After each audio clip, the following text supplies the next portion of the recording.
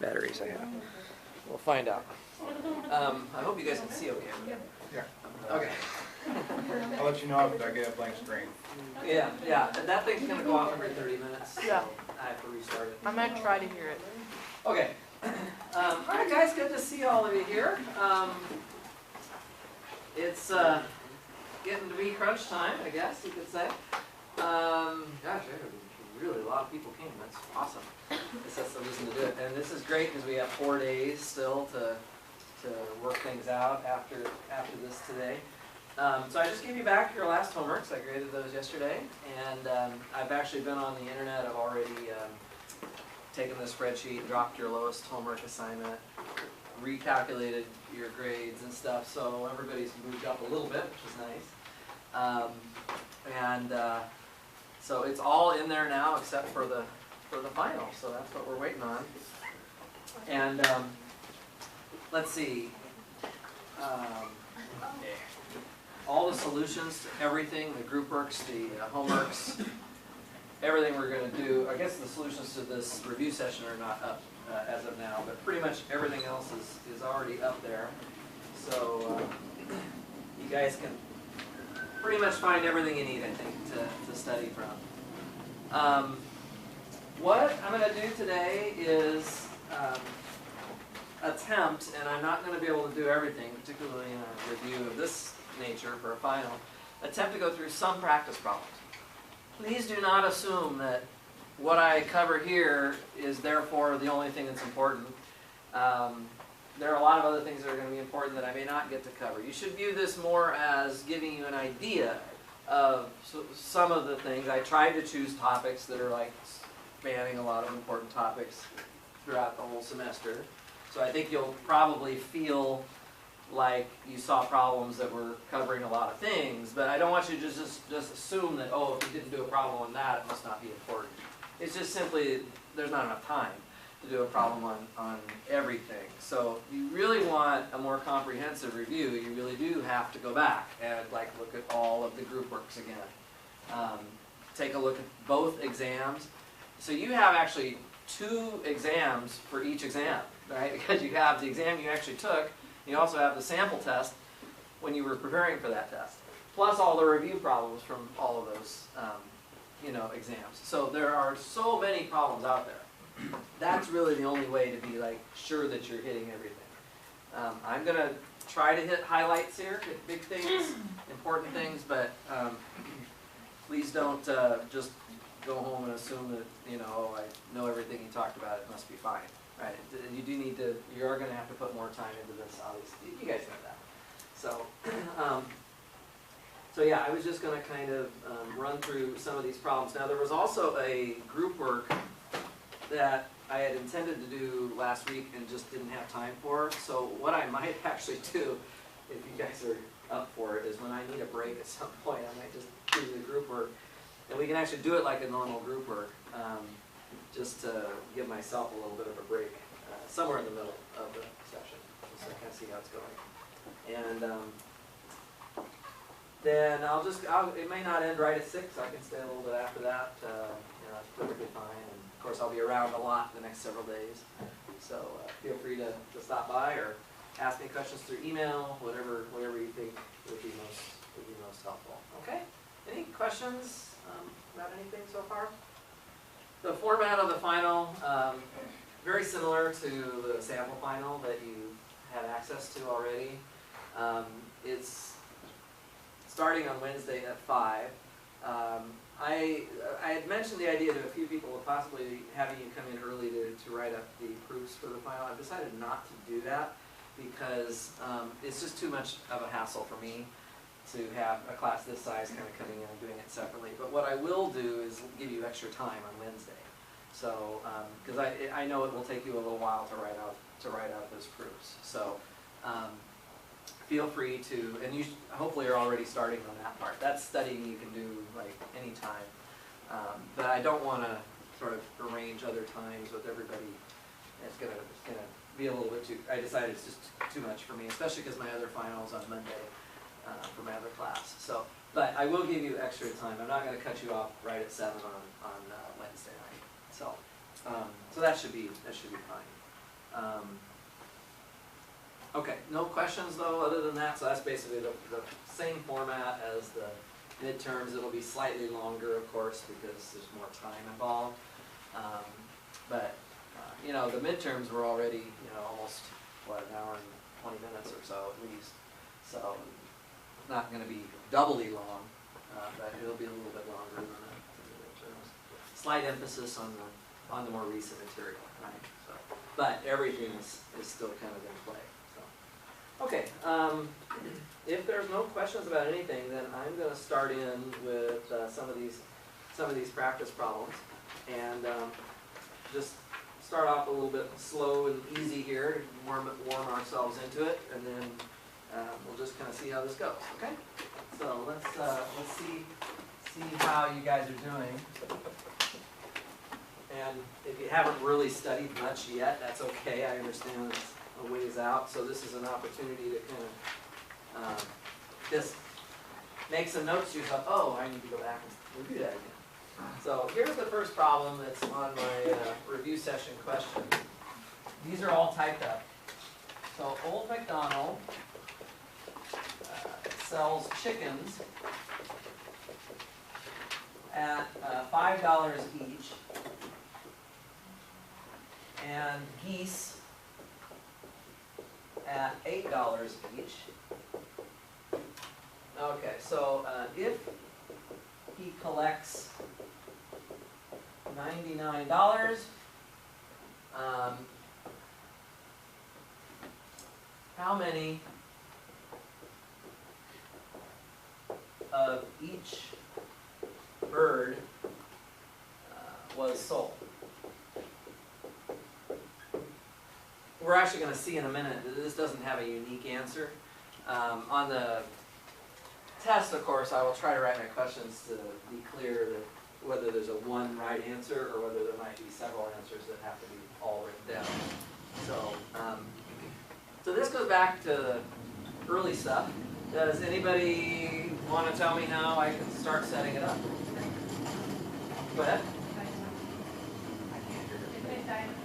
Yeah, this is a Diophantine equation that we can set up. So how do you want to set up the equation?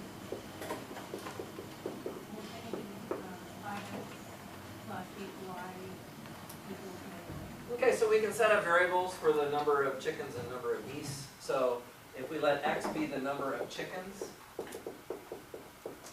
and we let y equal the number of geese, then of course the number of dollars raised is $5 for every chicken, plus $8 for each goose, for a total of $99. Okay, and of course x and y have to be non-negative integers. Non-negative integers. So this is a good example of a Diophantine equation. All right. We've seen other examples in the past where there might have been more than two unknowns. You know, you can have problems where, I think there was a basketball one where there were like 3 different types of points for different shots, and there was, you know, but you had some extra information. So we've had Diophantine equations where there were 3 unknowns, but you had 2 equations. So you could eliminate one of those unknowns, and then it reduced it down to something like this. So this one is just straight away set up to be solved as a Diophantine equation. So does anybody remember how we go about solving this? Chris? Well, definitely, as what you said, we're going to check the GCD of the coefficients of x and y. Make sure it divides or equals to right? So one Yeah, divided. this number over here has to be a multiple of the GCD of these 2 things. Otherwise, there's no solutions. So not every Diophantine equation has a solution. So in this case, it's easily seen to be true. Okay? So then what do? Yeah, we actually need to not only find this GCD, we need to express it as a linear combination of the 2 numbers 5 and 8. Okay, so I would just start off by doing the Euclidean algorithm on 5 and 8 then. The 99 plays no role in this at all.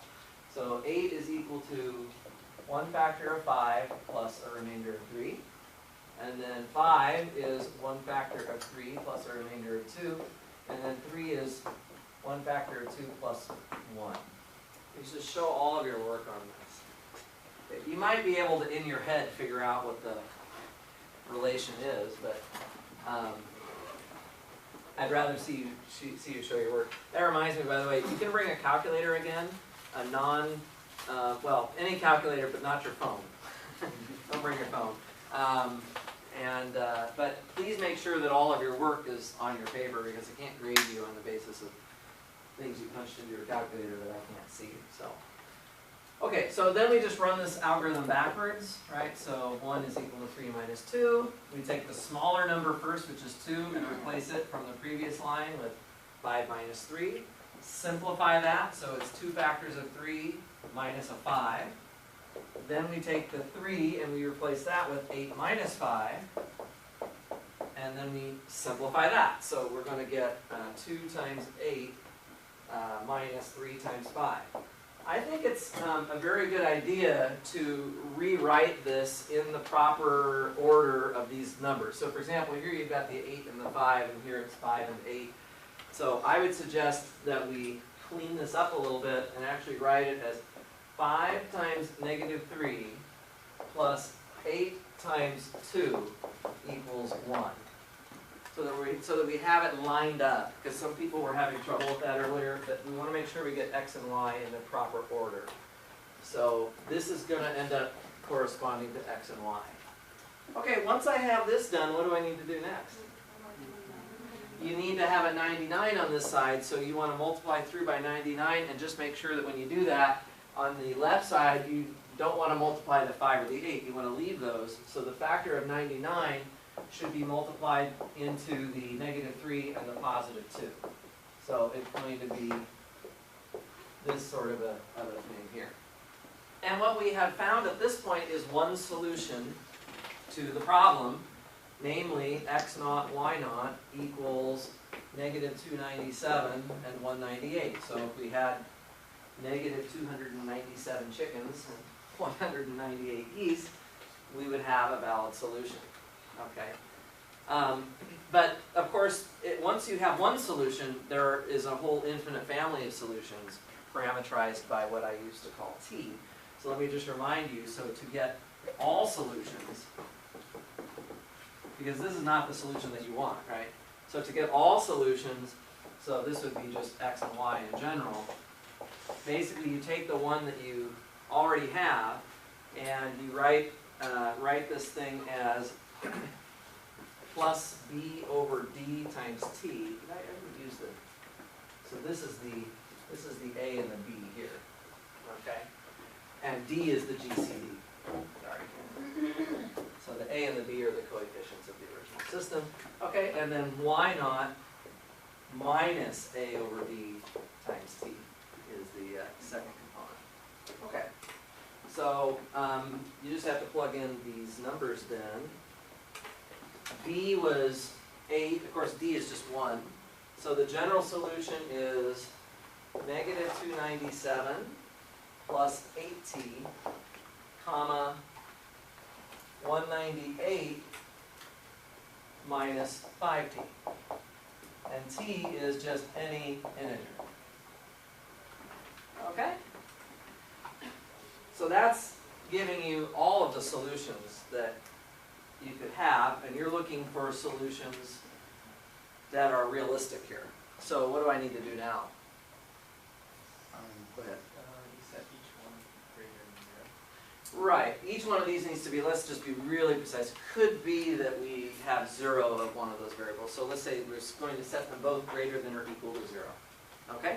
And the signs on the t term are always going to be opposite in the first and second component. So they're going to, the inequalities are going to work in opposite directions to constrain your solutions. Some people were having problems on the first test with the inequalities going the wrong way, and then they had like an infinite number of t values of t. That should never happen, right? So you can straighten yourself out about that if you're careful. Yes? Isn't that only true if the x and y are directly proportional, indirectly proportional, or inversely proportional? If they're directly proportional, then...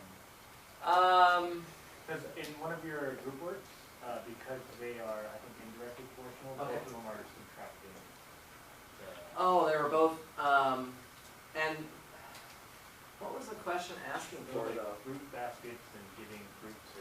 So it was a problem where you had to have, a finite number of choices?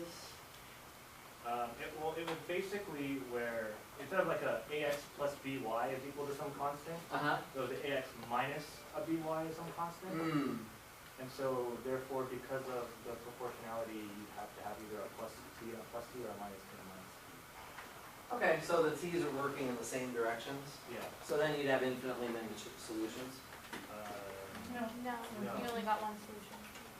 It asks for the least amount, so there were infinitely Oh, many solutions. okay, it's but it asked asking for the amount, least. so it restricted us Okay. to one. Okay, so it was looking for one specific one. Yeah. Okay. That's true. So here the t's are working in opposite directions because the signs are opposite. So I guess the upshot of it, yeah, certainly if they're both plus or both minus, then your inequalities are both going to be working in the same way, and you could expect to have an infinite number of values of t that would work. Yeah. So when you run the general formula for all solutions, that's only for the x plus by, right? ax plus If it by. was ax minus by, that would change. Well, yeah, so it really, well, this is the general notation, right? If it was minus, then that wouldn't be the general solution, would it? Because the b would be considered negative then? So of course the GCD is still the same whether it's plus by or minus by. Okay. So in other words, if this was a negative number, And if the x went up, then the y would have to go also. right, that's what Jeff's saying, is that in that case the x and y So solutions the general work in the formula same. would change for all solutions. Well, this Or should still work, right? Or you would Because consider the b if as a b is negative, then you're really subtracting Okay. something Okay. here, and they're both, so as you increase t, both of these components are decreasing. Okay. Yeah. Got it. I don't think, I think that this general formula works regardless of whether a is positive or negative, or whether b is positive or negative. Yeah. There was no, I know there was no dependence on the sign of a and b when we derived this, so. Okay, anyway, getting back to what I was saying here, these both have to be non-negative. So we have two equations that we can write down, inequalities, two inequalities that we can write down. And now it's just a matter of figuring out which values of t satisfy them both. So t has to satisfy both of them, so t has to be greater than or equal to 297. Greater than. Oh, yeah, thanks. Both greater than or equal to 0. So t has to be at least 297 over 8, and t has to be less than or equal to 198 over 5. Okay, and this is, well, this is 39. This is 39.6, and 297 divided by 8, 37 point something, right? 25? 125, something like that. Okay. Anyway, t has to be a whole number. So in this case, we get two values of t that work, right? Either 38 or 39. Okay. And then you can just plug those values of t in here and in here, and you'll come up with the solutions. So I can let you guys check that. I got the following answers. When t is 38, I got the solution 7 and 8, so that's 7 chickens and 8 geese. And when t is 39, I got 15 chickens and 3 geese, like that. Okay, does that make sense? Really, I mean, the main thing is just knowing the process here. The greatest common divisor of a and b must divide c for it to have a solution. And if so, you run the Euclidean algorithm forward and backward. Once you've got the GCD expressed as a linear combination of a and b, you scale it through by a factor of c. And that gives you your first solution, which is right here. And then here's an important equation that you need to know that relates one single solution to all of the other ones. Okay? And then usually you're in a situation where all the solutions have to be positive, or at least non-negative. Okay? So there's a problem like that on the midterm, the first midterm. I think it went pretty well. Just wanted to put it back in your minds again to go review it. And there are many other examples you'll find that you can practice on as well. Okay, so let's try another one. I'm not doing these in the same order as the handout, by the way. Mixing it up a little bit. Okay, so let's solve the following system of congruences. So I'm going to give you a system of congruences this time. Okay, so the first one is 10x to the 6th is congruent to 3 mod 13. And the second one is 16x is congruent to 26 mod 50. Okay. When you see something like that, what's kind of your first instinct? Wasn't an x to the sixth, I'd say Chinese remainder theorem. Chinese remainder theorem. It's a system of congruences, right? And in fact, even the moduli are relatively prime to each other. So it is very tempting to want to do that. And in fact, that's the right thing to do. We will use the Chinese remainder theorem. Now, the Chinese remainder theorem, of course, as you remember, is set up. You know, you've got basically a system that looks like this, and you can have more than that, right? So really, before you can use the CRT, you need all of your equations to be in this form. So if they aren't in this form, then we have to see if we can work with them individually. So this problem is going to talk about a lot of different things and just kind of putting it all into one problem here, basically. For example, we need to figure out how do we get rid of the 16 on the second equation. Okay, so that it would be, because these are all supposed to be 1s. Okay, and then on the first equation, we've got to get rid of the 10 and deal with the fact that it's the 6th power of x. So we have things to talk about really for both of these two equations. So let's think about it. Does anybody, so what I would suggest we do is work on them one at a time. Simplify the first one, simplify the second one. Okay. Does anybody have a suggestion for simplifying the first one? Let's talk about the 10x to the 6th congruent to 3 mod 13 first. Is there any ideas how we can solve for x just on that equation alone? I'm hearing a lot of different things. Go ahead. Okay, good idea. 10 certainly is invertible in mod 13. Anything that's relatively prime to 13 is invertible in mod 13. So you could certainly take this equation and multiply it through by whatever the inverse of 10 is. Can anybody tell me what the inverse of 10 is? 4. The inverse of 10 It's in 4. mod 13? It's 4. Not 3. 4. It's 4. It's Yeah. 4. Yeah, because 40 in the world of in mod 13 is the same as 1. 39 is like 0, so 40 is like 1. So I can take, I can take this equation and I can multiply it through by 4. Okay, so if I do that, I'm going to get x to the 6th is congruent to 12, which is the same as actually is negative 1. 13. So 3 times 4 is negative 1 if I work in the world of mod 13. All right. so that's a bit of an improvement on the first equation. Now, I still want to figure out what is x. So, any suggestions, Derek? Fermat's little theorem? Okay, so Fermat's little theorem would tell me what? It would tell me that, It would say x to the 12 would be converted to 1 after 13. yeah, so Fermat's little theorem would tell me that anything other than a multiple of 13 would be congruent to 1 in mod 13, which actually, that would follow from this, right, if I just squared both sides of this formula. So,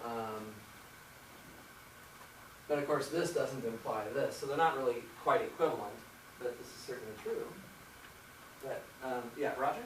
Would x just be a quadratic non-residue in 13? Would x be a quadratic non-residue? Well, if this was x squared congruent to -1, then we would be saying that -1 is a quadratic residue mod 13. But this isn't a quadratic equation, this is a sixth power. Yeah, Do you want us to use indices? that's what I was looking for.